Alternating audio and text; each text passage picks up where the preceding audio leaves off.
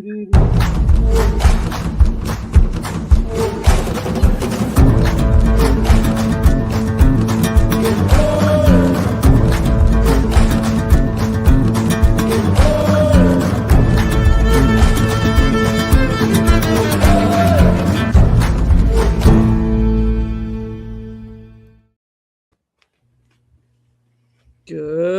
evening, everybody. Welcome to opening day of MLB and Fire Up. I hope everybody's fired up. Woo-hoo. Well, it would have been better if he went more than 2/3 of a damn inning. Yeah, I heard he got rocked today. That's Well, good. he didn't pitch well because he didn't get any help either. We saw him on Sunday. That center fielder sucks. O'Neal Cruz. Yeah, sucks. Tell me how you really feel. I didn't see it yet. I didn't see it yet, but I'm mad I didn't put Kevin McGonigal as a corner infielder in the backups today in the fantasy league. Yeah. Oh, you play fantasy baseball? Yeah, we do. First time I've done it in 10 years. Wow, I'm more power to you. Do you do fantasy baseball, Scott? What have you wanted in? I didn't even think about it. I wouldn't even know. I would be clueless when it comes to that. Scott has never done fantasy baseball. No, He's done I football. fought really hard with fantasy football until I got out of that, but that's okay. I like to do that reality thing, like just go ahead and get interviews, and that's what we did when we were up there last week. It was unbelievable stuff. Good evening, Michael. Good evening, Michael. And chicken nuggets in the house. All right. What's up, Michael? Good to see you again, brother. Michael, I got two more, brother. Two more. This guy's unbelievable. That's an insane jersey collection. That is unbelievable. I don't know. Michael's is pretty good too, though. He showed some of it the other night on the show, and I was just like, wow. Yeah. Nice. But I mean, yes, thank you, Samir. I'm not putting. I have a Braves jersey somewhere too. I have to find it one day. I'll have it in the background. Smoltz? I don't know. I don't know who it is. I don't even know if I still have it. If not, maybe I'll just order one just so I have one for Samir in the background. Well, for those of you Maybe don't you know, can put it there when the opening Pirates day. play the Braves. You can have it right next to your Pirates jersey. I'll go. I got to go find my tomahawk. I do have one. Nice. I do have an Atlanta Brave. I do have a tomahawk. You have that red tomahawk? I got it in 2007. Okay. I was like, dude, I never owned one. I got to buy one. So hello. What's up, people? Oh, I almost have to turn on my freaking air conditioner. It's hot in here. So. Oh yeah, I forgot. I do. You'll like this one behind me, Michael. I turn it around. It's number 33. First year they wore numbers on the jersey in Pittsburgh. Nice. Yes, he was a head coach, but I don't care. I wanted a jersey. That is honest. That is honest Wagner's. Adam Jersey McNally. We're gonna come up with a nickname for this guy. So we got a jersey. Okay, next time you come on, Adam, here's a little piece of information. Take it for whatever it's worth. By the way, I'm so looking forward to getting on your show. Please get back to me. I have plenty of stories to tell. Yeah.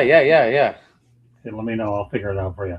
So we're gonna have to next time he comes on is put in the in between Adam McNally jersey with the quotation marks.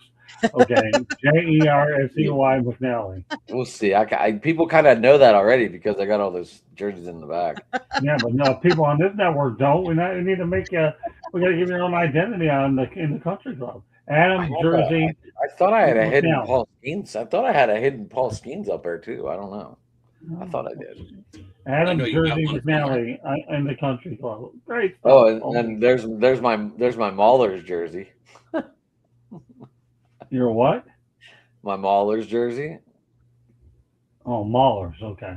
Yeah, remember we talked a little bit about the USFL last time. Yeah, I remember Maulers and Mike Rozier played for him years ago. Yeah. Yeah, my good friend Bill Keenis of the Lions actually used to be their PR guy way back in the day too. Back in '83, instead of going to the NFL, he went to the USFL. Yeah, I remember that. So in honor of opening day, Adam, this one's just for you. Oh, nice. We Aw. saw him pitch on Sunday. Skeens. I did a lot better. Yeah, he did. He did. He pitched, I think, 5 innings, Scott, I think, No, on it Sunday? was actually, I think, 4 innings of shutout ball. 4 5 innings. strikeouts, 3 walks. Not bad, though, for a guy coming off the World Baseball Classic and just came back to Bradenton. Candy, you should let this group know exactly what it took for us to get in that story with the agent. I'm fine. Yeah, so we applied for a different game, didn't get into that game. So then we applied for the Pirates game on Saturday. We found out at 6:15 in the morning on Saturday morning that we were Sunday approved morning. for the 1:00 game. And mind you, it's a 3-hour drive because it's in Bradenton. So took the Oh, 3-hour that's- drive. Scott did 4 interviews all before 1:00 game time. Nice. So it was a good day, right, Scott? Oh, yeah, no doubt about it. And I let Who'd off you with, That's well, like I an- let off with Joe Scope, right? That's like one of them It was impulse cool. road trips. That's like one of them impulse road trips that you can't pass up. Right? Well, Yep. Broski, I don't know if you were a part of my channel that year, but Moonscar won that Hutch jersey. I had to get it to him, and he happened to be driving through the area. It's one of the couple of the guys on my channel. So I met up with him. The ride home was a lot more adventurous than meeting him. On the way home, I blew a serpentine belt, milked it to the parts store, had to wait for the car to cool off, put it back on, and before I got home 1.5 miles away, it broke again. So here, let's go to the other interviews. By the way, Michael, I think we got the hitting coach for Toronto. I got one of the players, and also was able to talk with John Schneider, the manager of the Jays. So 3 Jays and 1 Pirate, and it worked out really well. And you'll see a lot of those excerpts of these interviews throughout the shows on the network, including Fire Up as well. So it was somewhere we had to get done. I wanted to end strength training on a flurry and know a lot of what we did. And not only that, what's interesting is we covered the Miami Hurricanes Pro Day, and there will be some excerpts as well. Not this week because it's short notice, but probably next week about Ruben Bain Jr. as well, that we're going to add certain types of sound clips to Fire Up as well as the other ones beginning next week. And I was able to end that particular day on a flurry as well, Candy.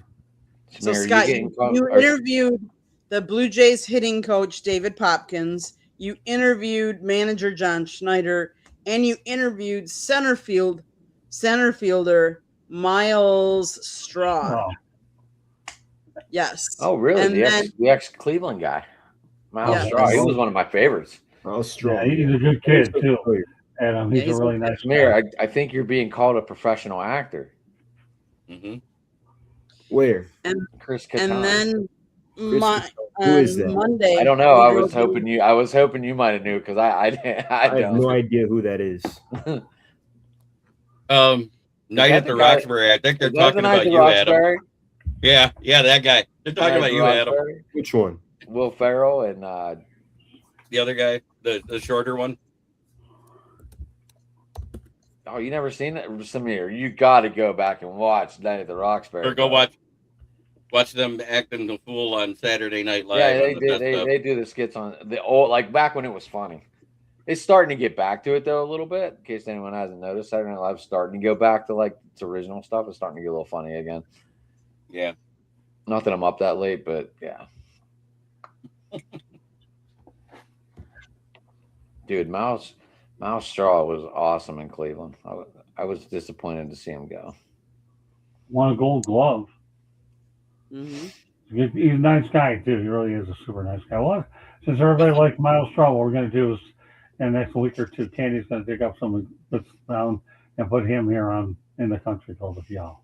Isabella Jada, we are talking about the MLB and the different people that Scott has interviewed. And then somebody made a Chris Kattan comment. So we talked about it. Yeah, Adam. I think he's talking about you. I just looked at him. That's what I said when I realized who it is. It's you. Me. All right, whatever. All Yes. right, cool. I mean, I'll take his money for sure. Sebastian Yes, Chose, that's you're cool. exactly right. Kevin McGonigal, baby. On Jeremy's bench today. So Scott, you Eat want it. us to go to the soundbite for baseball? Well, yeah. I mean, yeah. Yeah, well, let's go You ahead. want I think we have a Prepper? pretty Yeah, I good got one. a, Hey, got a Samir, I think Giants you're gonna like jersey this. there, too. Samir, this one's got your name written all over it, okay? As well All as right. Jeremy. So go Okay. ahead, give it a shot. Okay, let me get to it. We are going Let's right. preface what we're talking about, who we are, and then you can go to the clip. Well, I was gonna go right to the clip. Okay. This However is you wanna do Tony it. Diaz. This is Tony Diaz. He's the infielder coach for the Atlanta Braves. Take one. Let's. Number one, you really got me with Armando Galarraga. What are your thoughts about that play? And should they have overturned it and given him that anyways? I know anybody can say that Armando Galarraga is probably the reason that we got the replay, but come on, I mean, this guy should have a perfect game, and they've never had one before. Yeah, if it definitely is up to me, I would reverse that and give him the no hitter. It was a blatant call, and but again, if that's what that's what it led to. That now we have instant replay. Well, then we're better off because of it. But again, that Galarraga, that breaks your heart when you go like, oh my goodness, you know how hard it is to throw a no hitter at any level, and then you lose it because of that. Well, no hitter. This guy lost a perfect game. Yes. So Right. with that said, okay, what are your thoughts about combined no hitters? Don't you think that takes away from the accomplishment itself? Yeah, well, sometimes it can.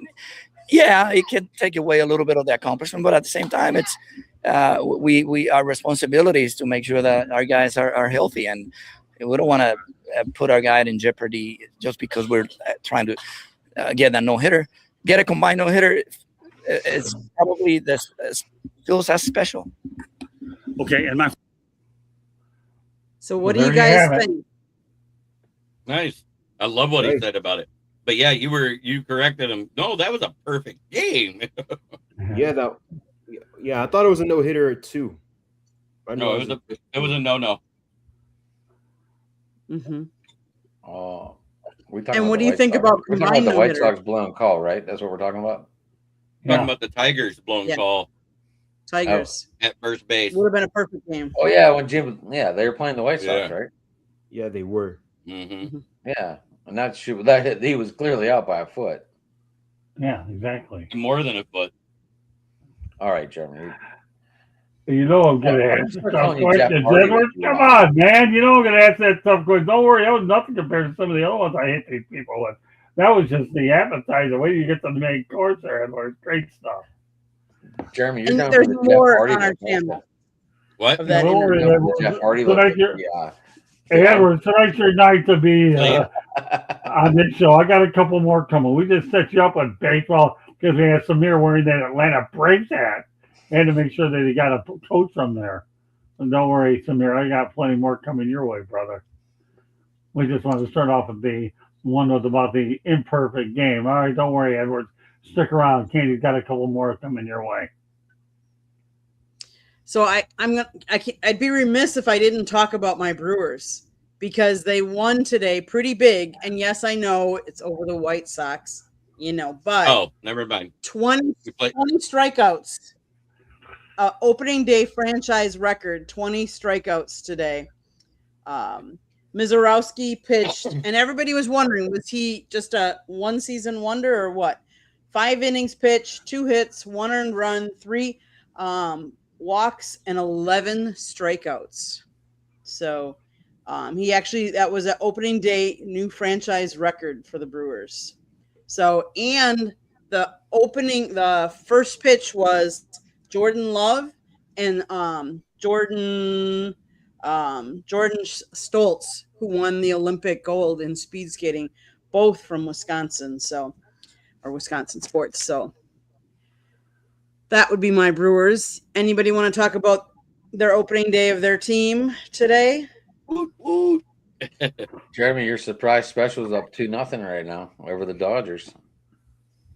Hey, what'd I tell you? I don't think anyone's going to have a 67.5 ERA after today, except for my guy. Mr. Paul Skeens. Hey, this is a bet on Saturday. I love I watching know. Looking- I saw someone else was close.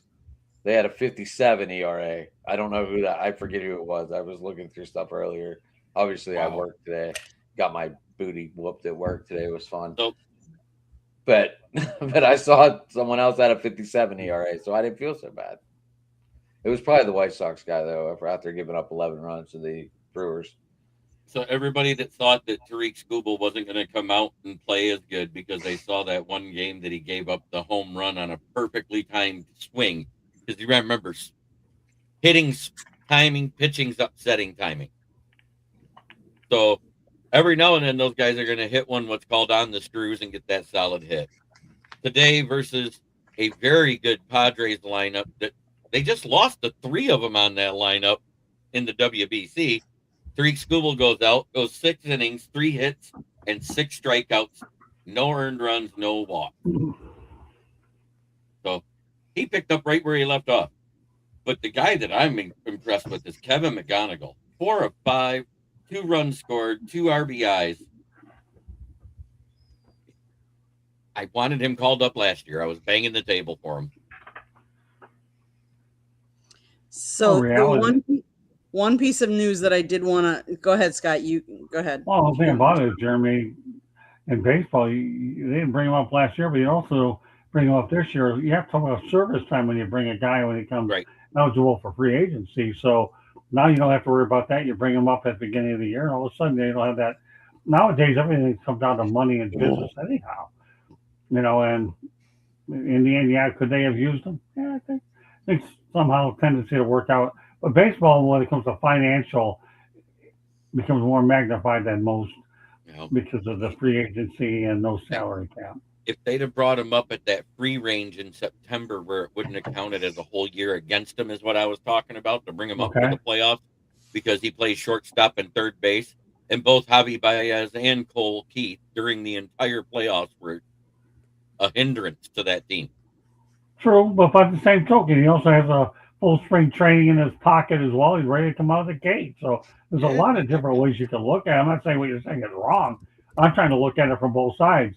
And the only thing I'll say this as a promotion in our network is on Monday night, we have a really good group that includes former Philadelphia pitcher Warren Brewstar and Barry Foote, my longtime friend as well. Well, I've gone back to the Fort Lauderdale Yankees when I was a baby, a Cub reporter, and I got a lot of good baseball knowledge on that show, and I'm only looking to build it. So I learned a lot from the people around me.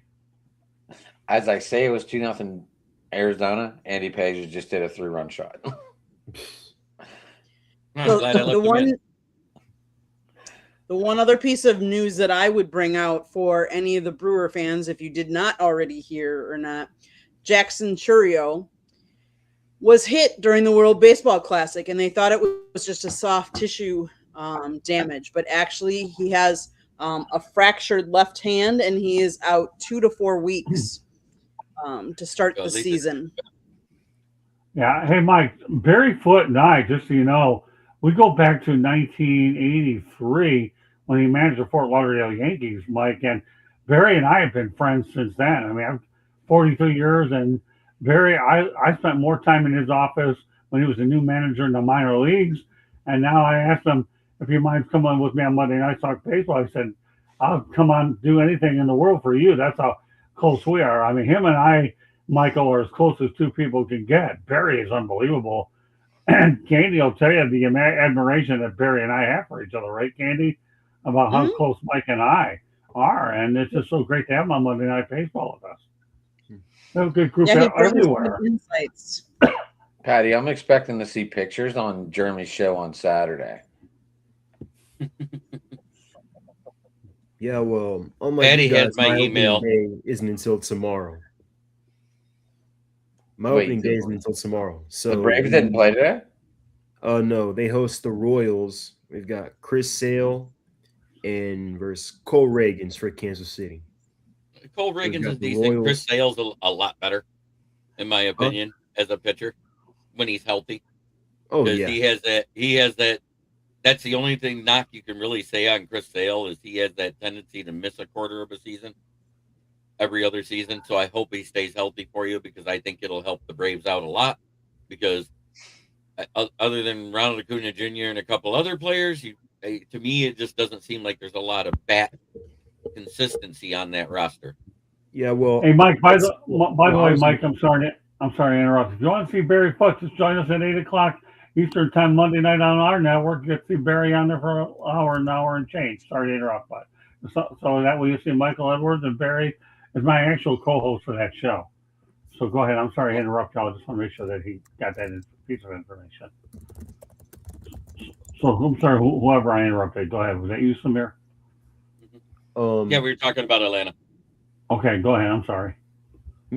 Yeah, definitely. For me, I think personally the issue with the Braves is really the starting rotation, because in case you haven't noticed, the rotations looked like it was in good shape a couple months ago, but now we've had Spencer Schollenbach. He's going to miss time. Hurston Waldrop was going to miss time. Joey Wentz tore his ACL covering first in spring training. Then Spencer Strider has another shoulder injury, and he's going to miss time, I think, the first couple weeks of the year.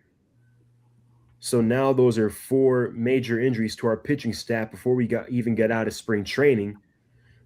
And on top of that, you have Chris Sale, as you mentioned, Ronaldo Lopez, and Grant Holmes. Those are our top 3 as of right now.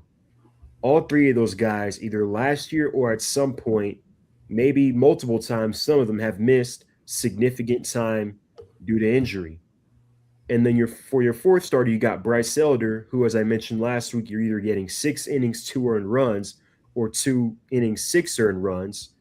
And then your 5th starter, it's not really clear what they're going to do there. They can go Didier Fuentes, J.R. Ritchie. The thing about Didier Fuentes is he's 20. He's 20 years old, and he only has 52 professional starts. Usually most guys, it takes years for them to come up. And he started a little bit last year in the major leagues, and it was up and down. Clearly he needs more time to develop. But that is the state of the pitching staff right now. And that's really more my concern is. My concern, surprisingly, isn't about the lineup. I think Austin Riley's going to bounce back. Ozzie Albies, I don't think the power is going to be there like it used to be, but I do think he's going to get on base a lot more than he has the last couple of years if he can stay healthy. So you've got Drake Baldwin, who I think is going to have a great year. Now the question is, the wild card for me is Michael Harris. Now you have.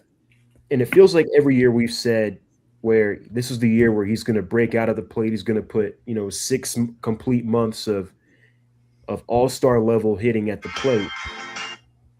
And for whatever reason, in the first half in his career, his batting average is a 210 with a 551 OPS. In the second half, it goes up to 385 and a 113 OPS. So with Michael Harris, it's really a matter of, can he put together a 6 full months of consistency at the plate? Can he improve the plate discipline? Draw more walks, try to get on base more. And if he can do that and still continue to, and his glove remains at an elite level, he can definitely be an all-star very soon, maybe this year. Nice. Any other MLB games we want to talk about before we move on to something else?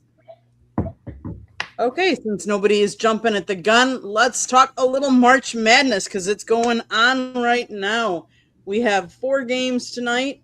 2 have already finished, with one being a really close game, and that would be the Purdue Boilermakers beating Texas 79-77.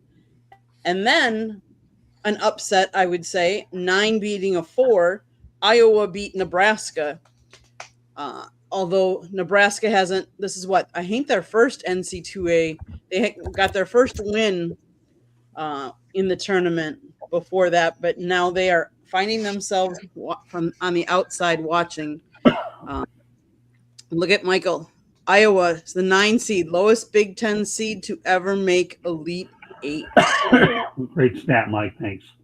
Yeah, thank you so much. And then the games we got going on right now are Illinois and Houston just started, and Arkansas versus Arizona. Let's go, Houston. I know we talked about last week whether the Cinderella team is dead now in March Madness with NIL. Right. I don't know anymore. You got Iowa beating Florida, Texas beating Gonzaga, number 11, Texas at that. So my only thing is, are we defining Cinderella as only small schools, or are we doing it based off ranking or program prestige or reputation? I feel like it's 8 and up. 8 and up, Samir. Yeah, I would By say. the way, Fred Hoiberg has done a really good job with Nebraska, that's for sure. Winning their first 2 games ever in the tournament. He's done a really good job up there for sure. Mm-hmm. Would you say And it's by the 8 way, and up? John Calipari's in the 900 win club to begin with, so wherever Calipari goes, he wins. John Calipari, Yeah. RMU, Western Pennsylvania. Adam, you were going to ask a question, I think, but Would you guys say 8 and 9 and up is the Cinderella looking squad type I of would deal, say so. I think so. or is it still the 12th seed down still? I'm not sure. I don't know though. Is it in this situation, considering the nature of the Big Ten opponent, makes you wonder a little bit. But I see your point, Samir. But I kind of wonder 9-8, especially when it's a Big Ten team involved. That they're not no ordinary Cinderella. If they are, if you want to put the Cinderella tag on them. No, I need Houston, Patty. I'm not with you tonight. No way. No way.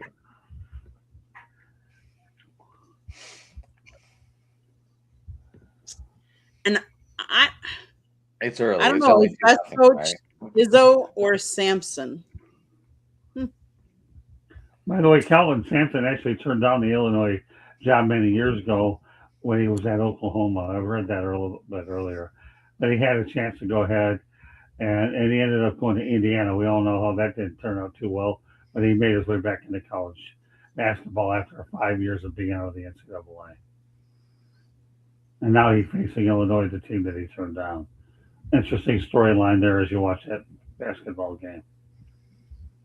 Yeah, the Big Ten still has, 4 teams, possibly 5 yet, depending on what happens with Illinois tonight, Right. left in the tourney. Well, and of course, Nebraska only got knocked out because they were facing a fellow Big Ten team. So.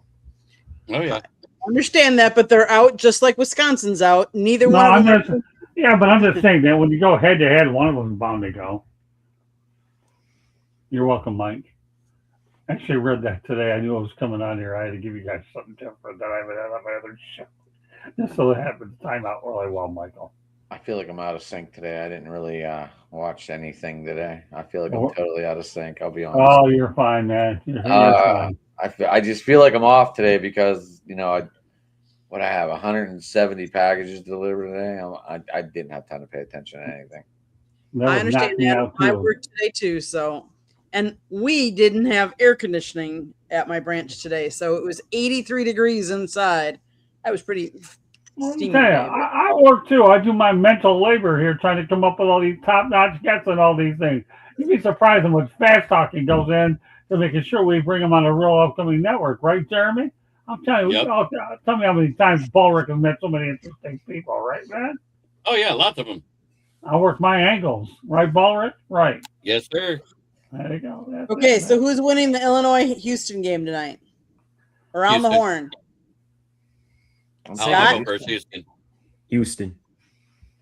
Well, my heart says Illinois, but I think Houston's probably going to end up playing. I've been saying Houston ever since I read the Patty comment.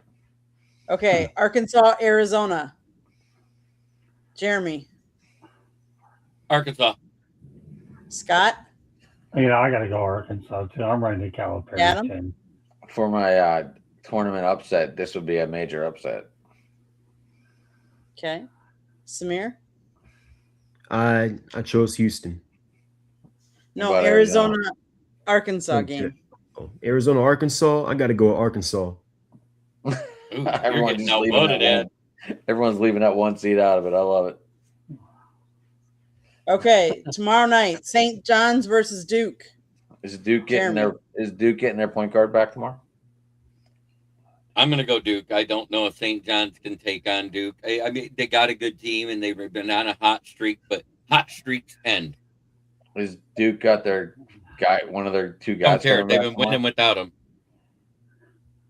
I'm just curious. I didn't know. Someone I know listening to Westwood For my Sports bracket, it's got to be Duke. now the real reason comes out, Ballrick. Well, Hey, I have Scott. Duke. I have Duke winning it, so Duke was my Ballrick. pick to win the whole thing. I'm going to go with Duke. I'm sticking Hey, with got, Duke. Scott. got Either Duke in the way. finals, but they lose to a certain team with a big block M. Scott. Yeah, Duke yeah, or I got to ride. I got to ride the Duke as well. Many years ago, I actually had my cousin Ronnie used to call me Duke until Scoop came in, and now Motor City Mad Mouse. So there's a little history behind Duke. Don't call me Duke Okay. in this show, though. So I obviously know Jeremy and Scott are both Jesus, picking famous. That's an awesome, Michigan. that's an awesome name. I don't care. That's an awesome. Oh, name. you like Duke? Okay. You No, need I I'm know not, you got I it. don't know if I'm a big cheese guy, but it took me a minute to figure that one out. So. If you want to call me Duke on your baseball show, you can call me anything you want. Just promote my book. What, the cheese it? Okay, Scott and Jeremy, I know both have Michigan versus Alabama. Who are you going with, Adam, and who are you going with, Samir? I have Michigan. Got Michigan. I think their size is going to, I think they have the advantage with their size. Okay, Michigan State versus UConn. Jeremy. UConn. Hey, Scott. don't make me say it. Huh? Don't make me say it about the Sparties. Scott, Michigan State or UConn? You know what? I'm going for the upset. I have a feeling Tom Izzo's going to win this one. Don't know why. Because it's Tom Izzo in the tournament. That's why. Yeah, well, that probably has a little Okay, bit to do with it too. These teams where he's been bottoming out most of the years anymore. Well, last time the Big Ten won a championship, by the way, was Duke, Michigan State in 2000. I know that, but I'm just saying there's other teams, Big Blue, that have made it to the national championship since then. They just haven't won it. All I'm going to tell you, Jeremy, is I'm going with a feeling I have deep down inside. Take it for whatever it's worth. Mm-hmm. Adam, did you pick Michigan or UConn? I think I took Izzo. Okay. Samir? I'm going to go with Izzo, Michigan State. Okay. Tennessee, Iowa State. Jeremy. Which one was that? Tennessee, Iowa State. Iowa State. Okay, Scott? I'm going with my buddy Rick Barnes. And I'll tell you why. I actually worked with Coach Barnes when he was at Providence, and I caught up with him when he was with Texas. I got to go with my friend Rick Barnes. Adam. Iowa State. I think I don't know. Tennessee. Okay, upset there. Sounds good. Sweet 16. And it goes on to Jeremy. You want to go to an NBA like preview kind of, or NHL? Which one? You tell me. NBA. Let's start NBA. Oh, look at that. Smoking Dad entered the chat.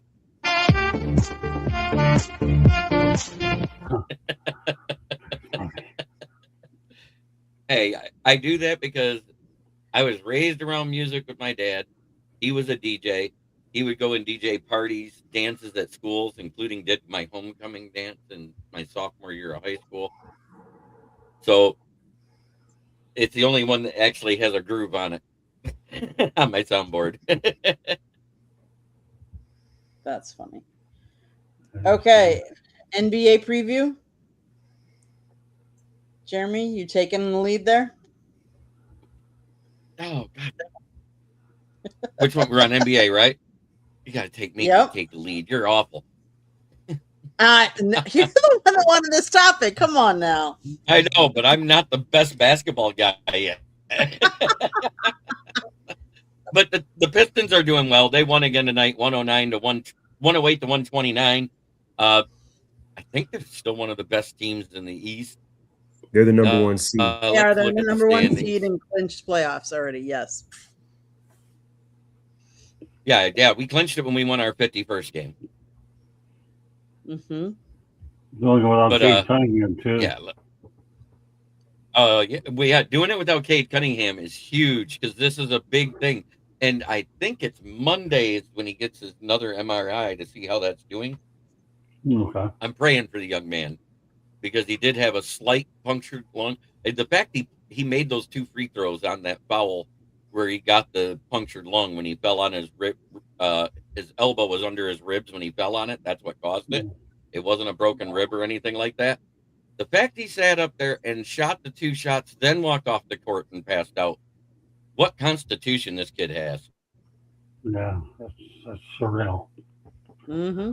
Yeah, sitting there with a punctured lung, barely able to breathe, thinking 2 clutch shots to give the team the lead, walks off the court.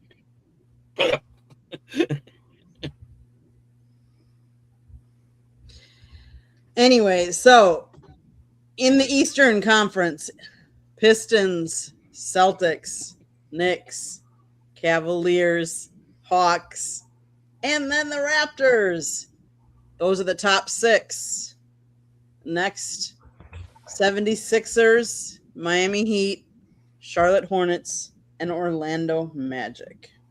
We don't need to go into the rest because they're not doing very well, as we all know. As far as the Western Conference, OKC Thunder, Spurs, Lakers, Nuggets, Timberwolves, Rockets round out the top 6. Suns, Clippers, Blazers, and right now the Warriors. Everybody else is eliminated actually in that conference. So, who do we have? Who do we like? Who do we think is going to take it all? I like Oklahoma City again. Maybe San Antonio. Obviously, they've won. I think they've won all 4 games against Oklahoma City this season. So if there's a team that can beat them, obviously it's San Antonio. But outside of that, I don't know if there is another team in either conference on paper that can beat them in a 7-game series. Okay, Adam, what do you think? I don't know. I'll be honest. I'm not a basketball fan. MDE don't hate me, but Shula Berg asked for the soundtrack again. You know what that means. Look, it took me a minute. It took me a minute too to start moving to it, but you just get used to it and you just let yourself go to it. Yeah. I'm not being rude or anything. I just don't follow basketball. I know on my Facebook page I've been posting all this stuff from my Instagram feed on LeBron followers. I said this before the season, and I'm sticking to my guns. I'm not saying it's Detroit, but the winner of the NBA Finals is coming out of the East. And right now, I think the odds-on favorites is either Boston, Detroit, and the hot Atlanta Hawks right now, who just beat us the other night. Yeah, they are the hottest team in the NBA. And as I mentioned last week, if 2 months ago, the team or organization as a whole, I don't remember the vibes being as bad or as rock bottom as they were surrounding the organization as they were 2 months ago. Obviously, a lot of think it's pretty clear on why. And then boring. Sorry. And then they get blown out by the Heat at home right before the All-Star break, and now they're 4 games under 500, and then they just start winning. And they have the second best rebounding percentage in the NBA since the All-Star break. Before then, they were 26th. So that has been one of the main catalysts of their win streak. The ball movement is great. Everybody in the starting 5 is contributing. And the perimeter defense is night and day. You have Dyson Daniels and Nickeil Alexander-Walker mainly. Now, one thing that is Atlanta's biggest weakness and has been for years is their lack of size. And unfortunately, I just think they're – now, can this team win a playoff series? Possibly, depending on who they match up with. But I think their lack of size – I just don't think they can really – this team is built this year to really make a run at this thing, and that's the reality of it. Like, you saw it last night in the second half. Jalen Duren killed us down low. Like, we had no answer. Jalen Duren's killing everybody lately, though. So Yeah, that's but why like they're we had winning. no answer for him, and then even on that game-winning putback attempt, he had a clean look at it, went and got an offensive rebound. So Samir, like- if the season ended right now, the Hawks would play the Cleveland Cavaliers. How do you Yeah. think they do? Yeah, now I think that's a series they could win. Definitely, especially when you're going against a defensive backcourt with Donovan Mitchell and James Harden. I like that. However, again, our lack of size in our front court's an issue when we're going against Evan Mobley and Jared Allen. Got a heck of a coach on Quinn Snyder. He's won the Jazz. He's doing a good job with the Hawks. Credit to him, because 2 months ago, quite frankly, it wasn't looking good for him. Yeah, well, But I'll tell you, they got rid of he Trey has Young, done- and they got rid. I think he's done a great job down the stretch. You get rid of Trey Considering how Young. much the roster's changed, I think he's Yeah. done a great job.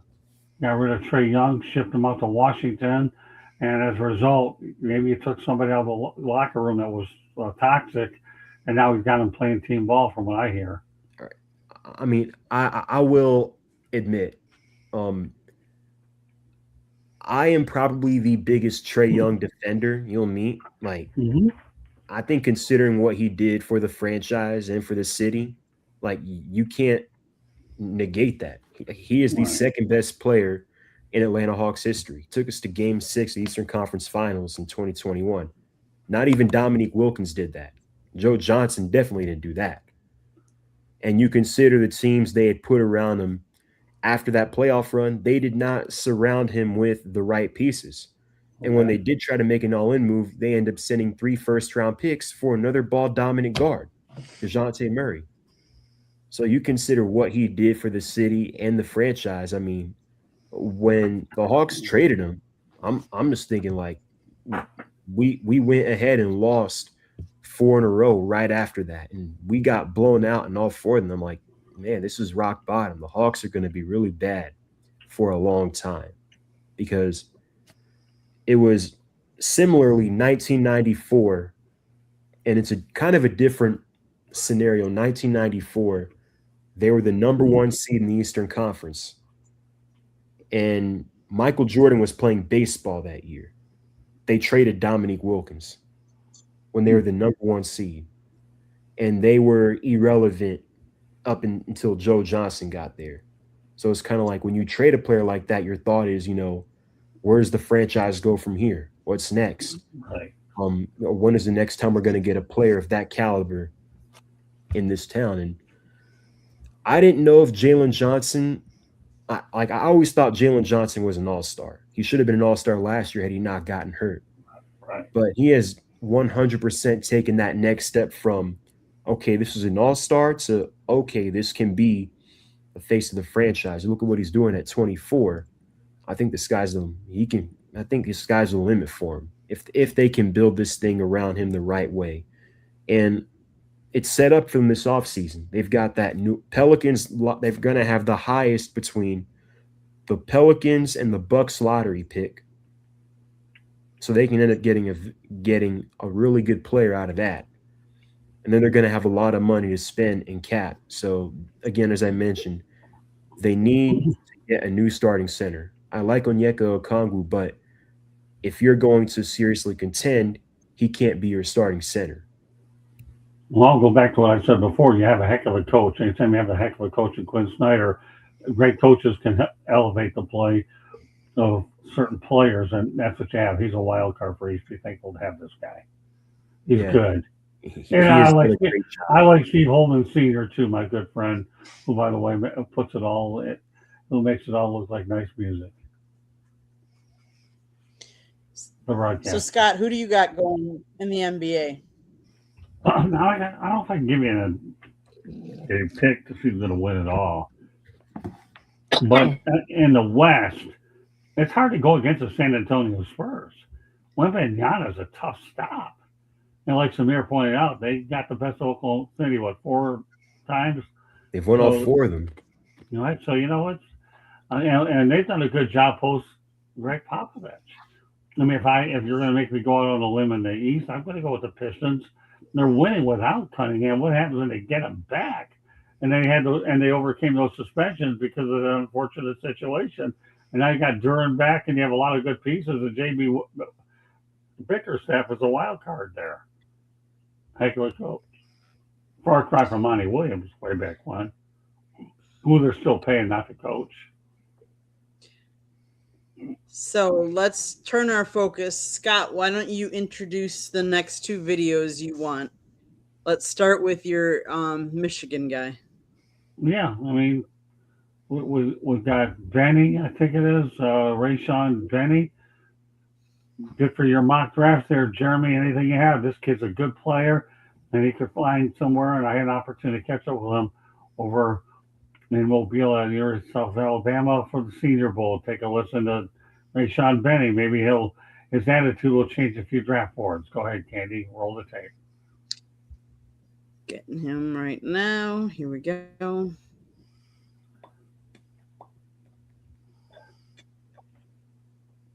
How are you doing? Doing good. Hello, everybody. Welcome to the Motor City Mad Mouth Show. My name is Scott Morganroth, Motor City Mad Mouth. Please be joined by Rayshon Benny. And, Rayshon, how are things going here at the Senior Bowl for you? Things is going good, just being out here with some of the best players across the country, going into this draft, just excited to be able to compete with some of the best. All right, so let's talk about your time over at Michigan. I know that you did have a national championship. You were part of a national championship. Yep. How do you feel about when overall you got the national championship? You beat Ohio State a few times. Those are pretty good goals for you. I was about to say, it meant everything. I was about to say, I feel like I accomplished everything that I could imagine in college. Things that I didn't imagine to accomplish, we made happen, as far as winning the Big Ten, the national championship, just a whole bunch of things that, a lot of people never really had, in sight for us when I first got to Michigan, being where kind of the program was at coming off of the 2-4 season. Just everything we was able to accomplish in such a little time. Well, what type of influence did Jim Harbaugh have over you? Obviously, hey, listen, you got a couple of Harbaughs over in the National Football League, but let's talk about Jim Harbaugh's influence over you. Coach Harbaugh, just the readiness, and just to be a pro. I was about to say he always treated us like that, even, with us being college athletes, he treated us like pros. So, we know what to expect, we know how to move and carry ourselves when we get to that point. Has he stayed in touch with you a little bit since he went to the pros? No, I seen him. I seen him last year at the pro day. That's about it. I was about to say I talked to Coach Elston a few times though. Since he departed. Would you welcome the opportunity to play for Harbaugh, let alone the hometown Detroit Lions? I'd be happy to play wherever. I just want to play ball. And I think the thing that's really interesting is now they hired Kyle Whittingham. Have you had a chance to look at that hire a little bit? And what kind of hands is Michigan football in? Well, I mean, I know he's a good coach. I know he had the Utah program that's not, supposedly known for being, the best football school. I know he had them winning for a lot of years, and even a few times while he was there, they beat Michigan. So just knowing, that I think they got the right guy. I think he built the program back up, with keeping some of the players that I feel like he needed to keep, and just getting the right people in to fill in positions with players we lost. Yeah, tell me a little bit about Bryce Underwood. What are your thoughts about him as a quarterback? He has upside potential. Now they're going to bring a quarterback coach and a bona fide offensive coordinator. Yeah, he's going to be good.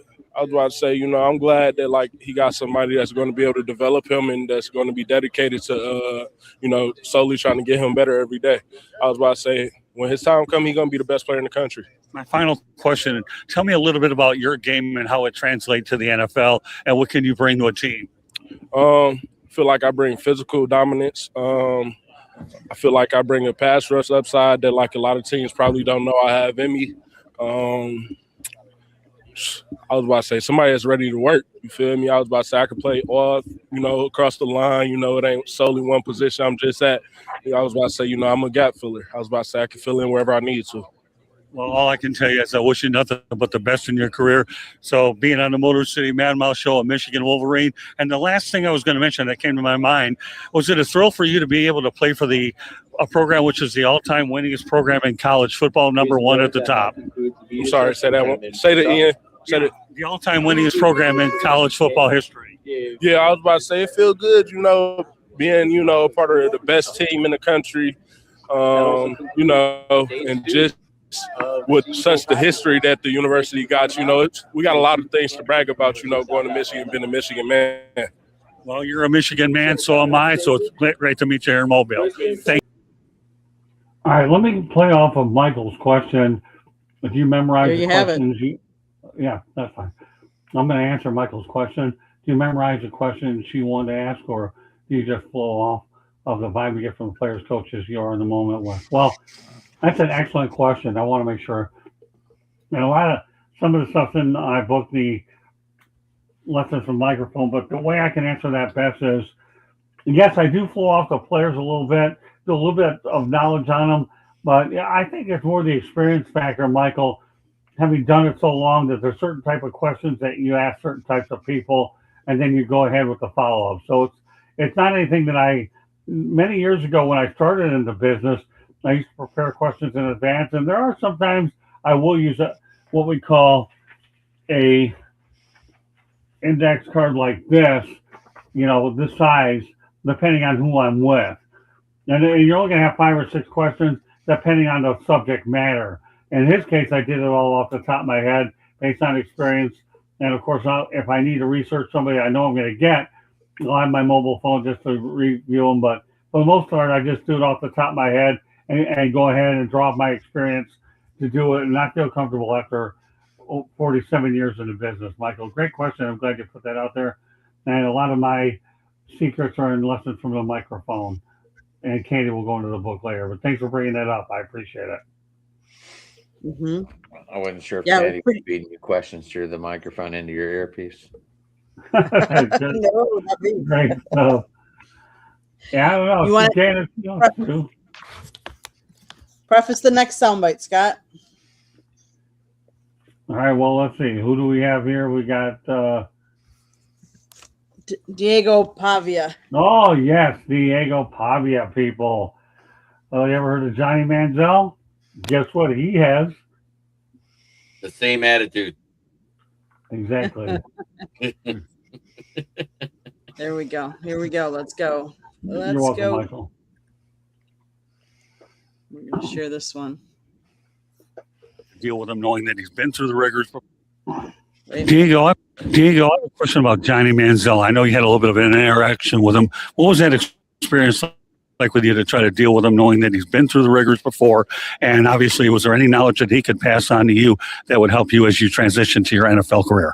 Yeah, he gave me like the do's and the don'ts.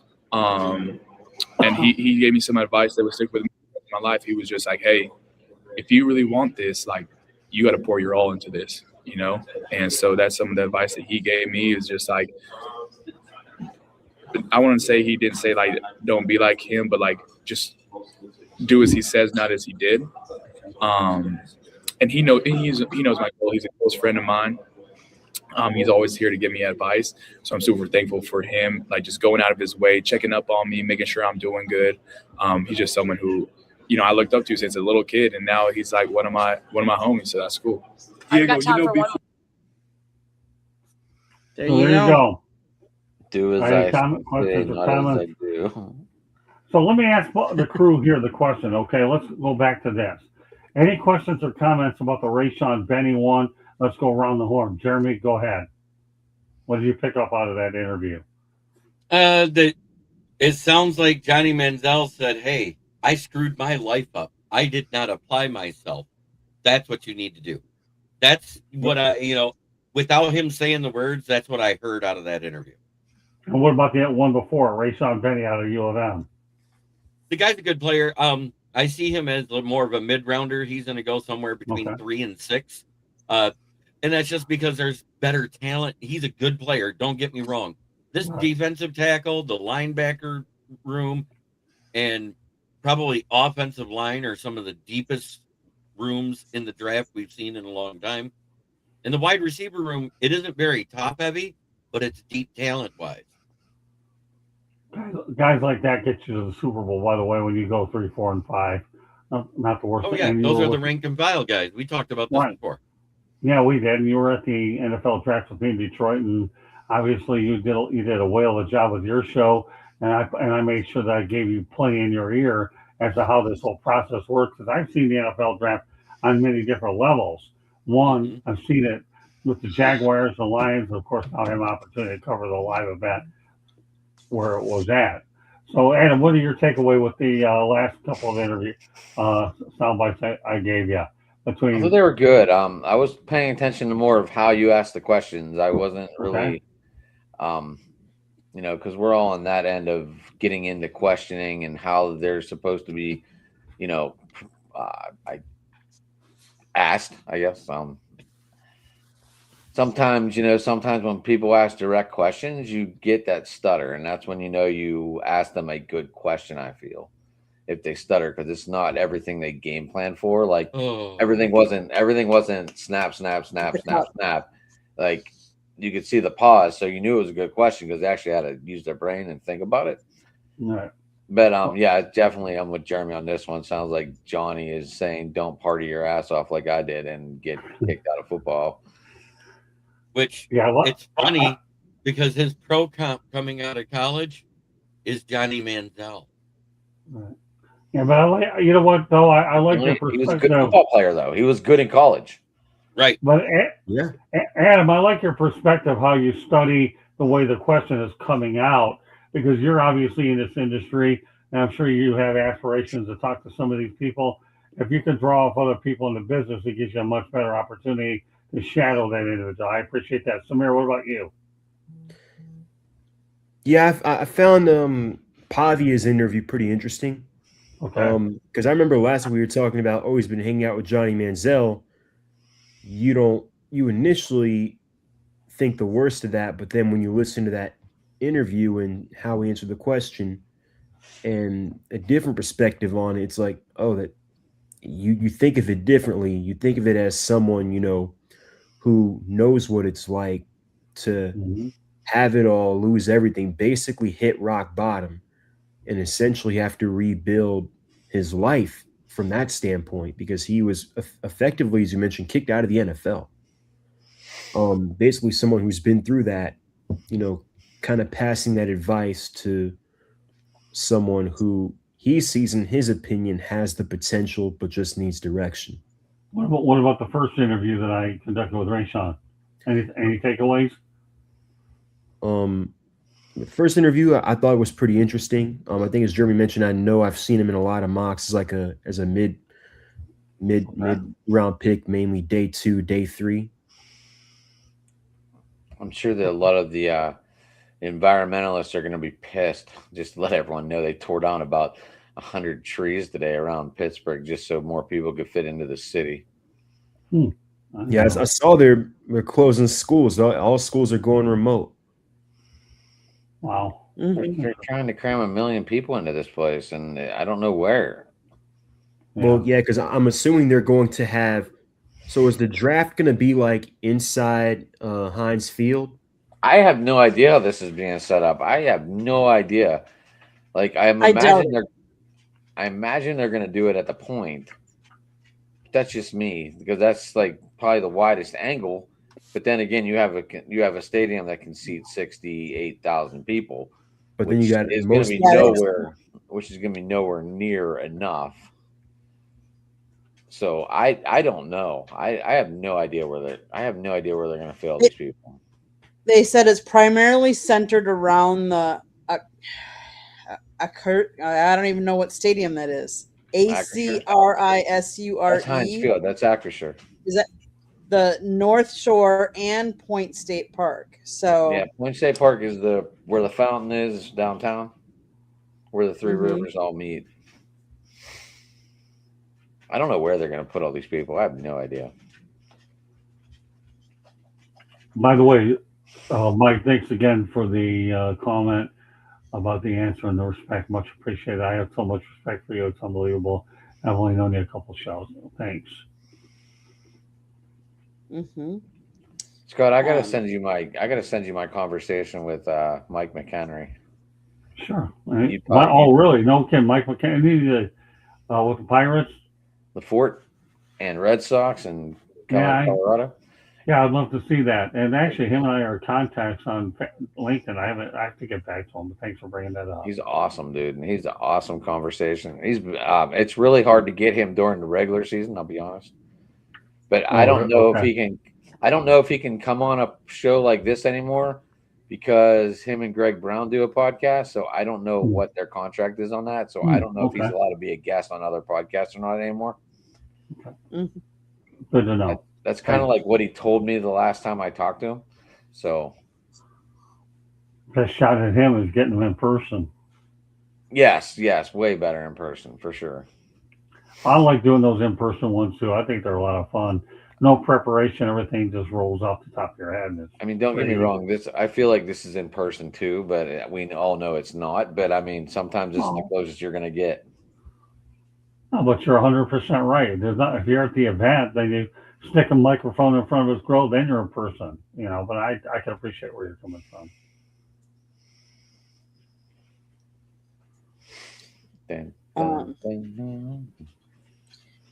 Jeremy, you want to talk? You wanted to talk a little bit about the NHL playoffs?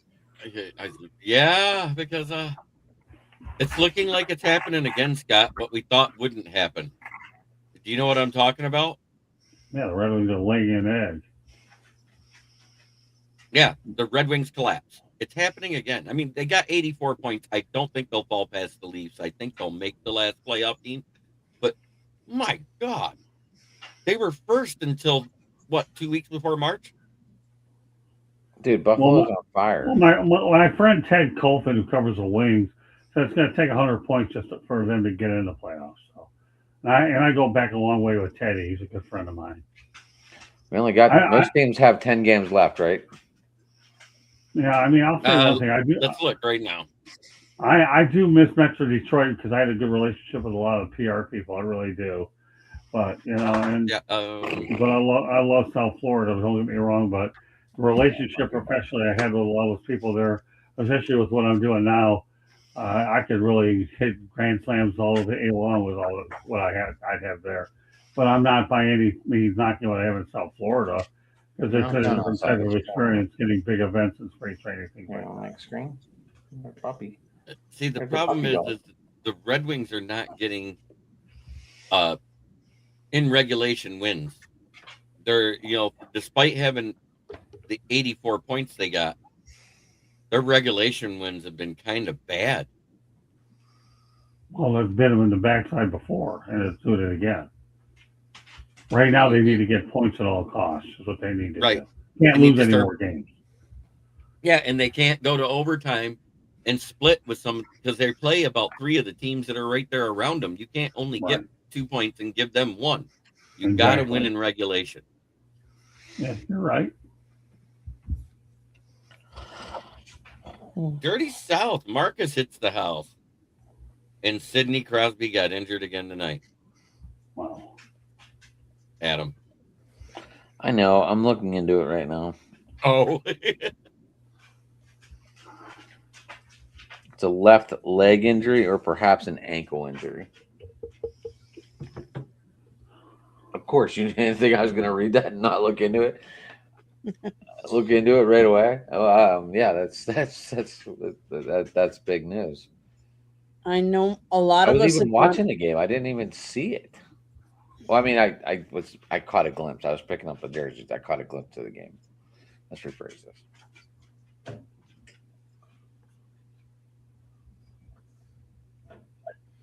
Yeah, the Panthers have been injured a lot this year, though, Michael. I mean, I get it. They aren't as good as what they have been, but they have been injured a lot too. Well, they lost their captain like in spring or pre-season, didn't they? Yes. I mean, they were trying to trade for Malkin, I think, and now all of a sudden Malkin's going to be forced to play hockey again. That's what he does when Sidney Crosby gets hurt. Can't seem to play when Crosby's there, but yeah, because what's his name? No, not Martian. What was his name? I forget his name. No. Was it Kachuk? What, Scott? Who's the injured Panther? I don't know. They've had a mass unit, Candy. What do you want me to tell you? Yeah, but the whole year he's been out. He got Oh, injured. Alexander Barkov's been out a long time. Yeah, Barkov. Mac Chuck has been out for a period of time. Maybe back for the Olympics. So As a matter of fact, isn't tonight Buffalo and Red Wings? I think it is. tonight or tomorrow, I think. I'm not sure. Let's see. They need that. I'm I looking didn't right see now. Mark. Sorry, Mark. What's up, buddy? And they need that win in the worst way, Jeremy. No doubt about that. They need it. And why they haven't brought up Sebastian It's Cosa? the Red Wings against the Sabres tomorrow. Yep. That is a huge game. They're wearing John Gibson out is what they're doing. They can't do that and get away with the playoffs that way. You need another goaltender to give Gibson a break. To me, it boggles me why Costa's not up there already. At some point, You're talking about that great goalie from the Grand Rapids Griffins that they have in the farm system. That's exactly I wished they'd have brought him up when Gibson got hurt the first time when he missed 4 weeks. Because that was the start of the first slide we had when we started letting teams get close. I couldn't agree more. And we should have brought him up then. And the guy we should have shipped back to Grand Rapids was Talbot, because Talbot's been awful. I agree. No debate. I think Talbot the better, as much as I hate to say it, you hate saying this, but every time we bring somebody up from the Griffins as a goalie, they do good. And then the next year when they're on the Red Wings on the main roster, they fall apart. I think we got a bad goalie coach. No, I hope you don't mind, but my dog wants to. Well, you're closer to the situation than I am. I wish I was, but I'm so tied up with other stuff here. I wish I could say I could follow as much as you do. I just don't have time. You had the big baby wants to play a daddy over there, I see. Yeah, well, I got home at 9, 10, so I haven't really had time to, just like every kid needs a little. I think it's time for my town. I'm not saying I want to end the show. I'm just saying I'm playing with the dog. No, I know, but I'm just saying. Smear, what's happening in your town? So the Falcons did fill out their running back room. They add Brian Robinson to the Commanders, and then with the 49ers. So he's going to be the replacement for Tyler Algier. I like the pickup there. And then they also signed – who was it they signed? Tyler Goodson. It's from the Colts, averages around over 4.5 yards per carry. And then the Braves I hope Brian Robinson renews his career there. I know it's behind Bijan, but still. Well, yeah, I was just going to mention somebody's going to make that mistake on their fantasy team. I have Brian Robinson. I'm not I wonder how many mistakes we're going to see there. Yeah, Bijan's been healthy for too many years now. Yeah. But as I was saying, Braves opening day is tomorrow night at Truist Park. They've got the Royals. It's Chris Sale versus Cole Reagans. I've already outlined. I've already talked about the state of the pitching rotation, the fact that you had this many injuries in your pitching staff in the past, didn't add a single starting pitcher this offseason, is quite frankly roster building malpractice from Alex Anthopoulos. Let's call it what it is. And then the Hawks are on a roll. They won 14 of their last 16 since the All-Star break. They've got another tough game in Boston tomorrow. Then they come home for Sacramento. Not necessarily a great night for them, considering both the Hornets and the Magic won their respective games today. Those are teams that are, I think, each of them 2 games behind the Hawks or that 5th seed spot. And if the Hawks hold on and they get in the top 6, this will be the first time since 2021 where they haven't been in the play-in. And that's it for my town. This girl's name was Phoenix. Is that a Pit? Pit Lab Boxer. Nice. She's the cover of my YouTube channel. I saw that. So what is your baby's name? Phoenix. Phoenix, got it. Yeah. Who's that in the chat? No, there's like a Phoenix emblem on her, and I can't find it right now. On her tag? Yeah, it's underneath. It's like in her fur. Oh, cool. So, Adam, tell us what's happening in your town. Well, I'm not sure how big of a this Sidney Crosby news is, but that's breaking. Penguins are back in second place in the division, and everyone watched the Pirates get completely blown out of the water today. Don't really want to talk about O'Neill Cruz playing center field, but I might have done better. That was horrible. I mentioned they're tearing apart the city to make room for all these people, so they can't breathe more. And the Steelers, hopefully they're leaning towards Will Howard. We don't need that Aaron Rodgers guy. Jeremy, what's happening in your town? Well, other than Kevin McGonigal looks as advertised, Scooble's coming out firing just like he did at the end of the season last year. The Red Wings are floundering, so I don't know what to make out of them. I want them to make the playoffs, but do we? Do we want to go and be a first-round exit and be another laughingstock? Or do we want to just miss it and just be good enough to not get a lottery pick since they do a lottery now? You know what, Jeremy? Break the drought. Get in the playoffs, period. Yeah, that's where I'm at. Break the drought. What, been 10 years now? 9. It'll be 10 if they don't make it. You don't want to end up in double figures when it comes to droughts You're like telling that. me the last time the Wings were in the playoffs, the Penguins beat them? Yep. Didn't they make the playoffs at one point? No, for I think like the Tampa Bay almost 30 Lightning years ended straight? up beating them. 20 years straight. Was it 20 or 26 10 years. straight? We won it in 2016 against the Red Wings, right? Yeah, that was the year. So they might have made the playoffs the following year then, if you're saying Tampa Well, Bay. they lost to the Tampa Bay Lightning when they first went to the Eastern Conference, and then they haven't sniffed the playoffs since. That Okay, was the so- 2016-17 season. Right. Also, like you said, 10 years. Yeah. Okay. Yeah, so you're right. The year before, the Penguins beat us in the finals. Then the next year, we got bounced out in the first round, I believe it was. Well, yeah, by Tampa. Yeah. Led by what team president at the time? Yeah, the eyes are playing. Okay. Yeah. It's been 7 years of the Iser plan. I'm done. No, I understand. I like, has he traded away his farm? I mean, I thought that's what he was doing, was building the farm.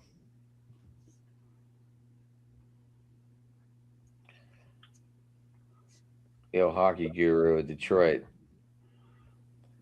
I don't know what he's doing.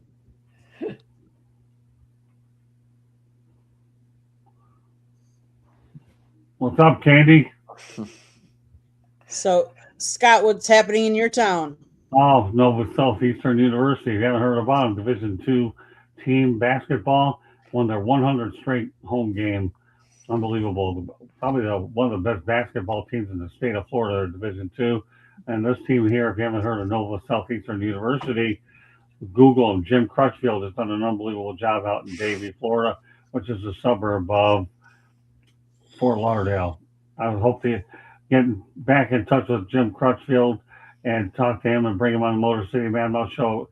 Have been down there 1 or 2 times before, but looking forward to get back down there and catch up with him a little. A lot of good success over with them and Davey. They've had all kinds of great streaks in the conference, and they're a nationally big powerhouse, and they're unbelievable here as well.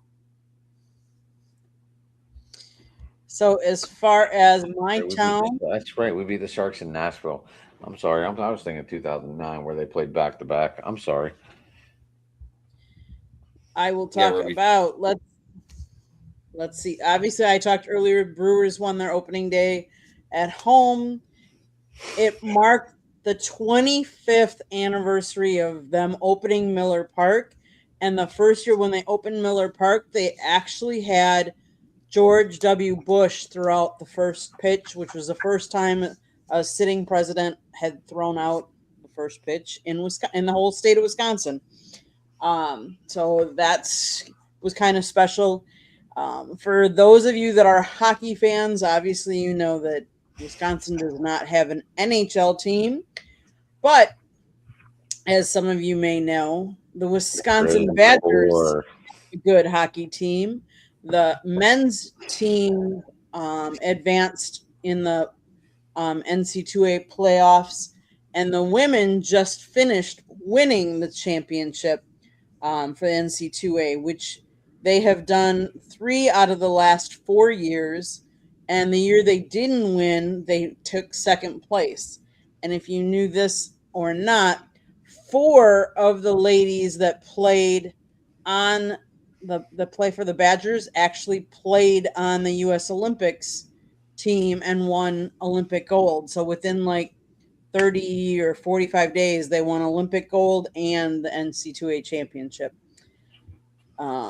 As far as the Milwaukee Bucks, they have had a horrible season in all accounts. And right now, you don't know quite who to believe, what to believe or not, because they've kind of sat Giannis.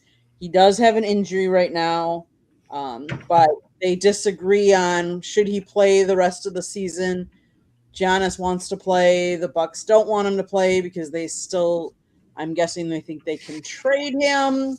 And obviously they don't want to risk any injury. So it'll be interesting to see what happens the end of the season.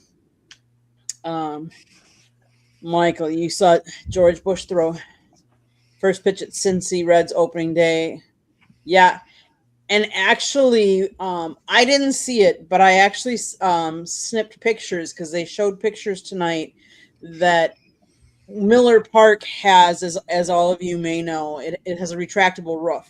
And it was open for that opening day. And there's pictures of snipers up on top of the moving panels as part of George W. Bush throwing out that opening pitch, which I had never seen those pictures until they were posted tonight. So I thought that was kind of cool. So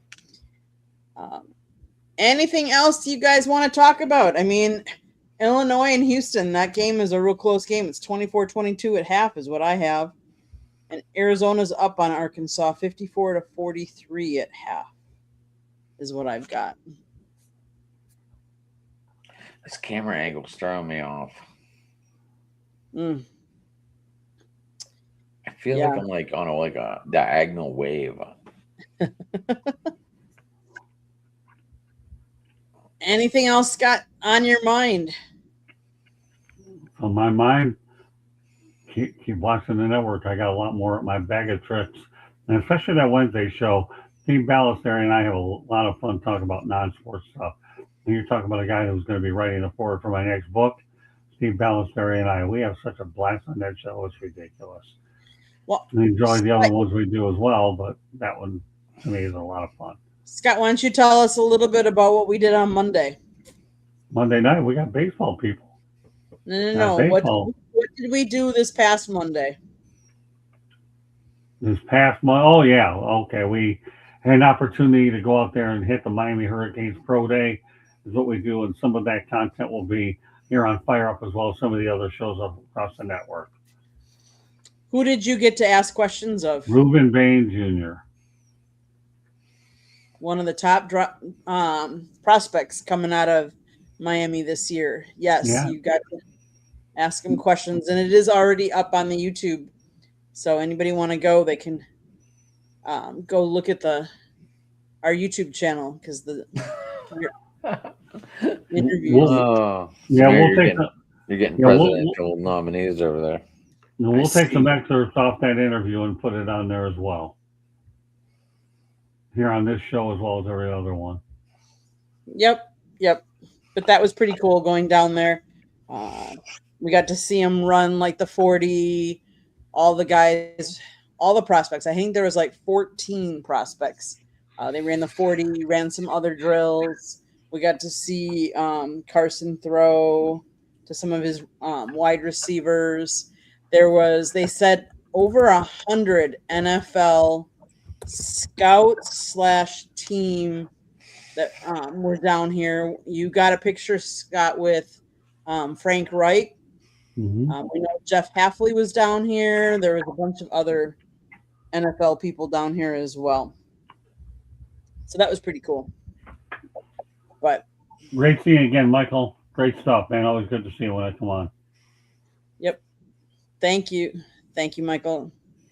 Have a good night. And let's go around the horn. How can people find you, Samir? You can find me every Thursday night here on Fire Up. You can find my writings on the Sideline Sports and Entertainment website. And you can find a lot of my content on my X account down below at ATL_Samir2401. Thank you guys for tuning in. See you guys next week. Adam, how can people find you? That's Sports Talking on Twitter, guys. At Driving to the Top Productions. Turn on the notifications. Obviously, we have shows running a good bit. But if you want to find me, you can find me on Saturday with Jeremy's show, Thursday here on this show over Fired Up. I want to say Fired Up. I can't just say Fire Up. but anyway, and then you can get me on Monday, Tuesday, Wednesday on my channel, Baseball Talk Mondays, to Open Sports Mic Tuesday, and Sports Steel City Sports on Wednesday with me and Rich. And that's if we got anything else, I'll usually post. And I'll go, since Jeremy is out for a minute here. South Florida Tribune Publishing Company published a book, Lessons from the Microphone, Tuning into the Enduring Wisdom of Visionary Leaders. It is written by Scott, who is joining us tonight. The Motor City Madmouth Morgenroth talks about his 40 plus years in the industry and how the industry has changed over that time. It's a great read. Go get that copy of the book.